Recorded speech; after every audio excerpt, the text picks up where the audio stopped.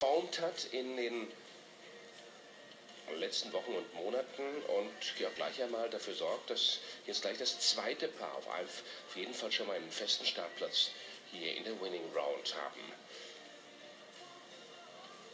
Also das Ganze geht schon gut los. Schauen wir auf weiteren Verlauf. Schauen wir jetzt auf den Reiter aus Lettland, schon an diesem Wochenende einmal siegreich.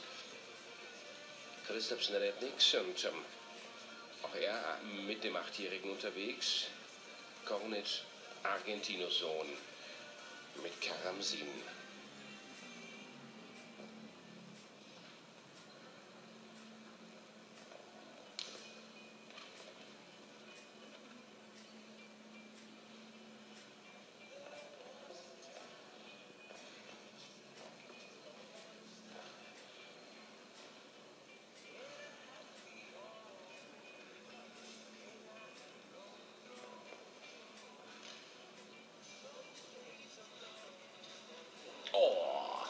Da gab es gerade ganz kurz, jenes Raunen, welches hier durchging, denn er trat in diesen Ochse einmal rein, aber mit einer unglaublichen Schnelligkeit, das Hinterbein da wieder rausziehen.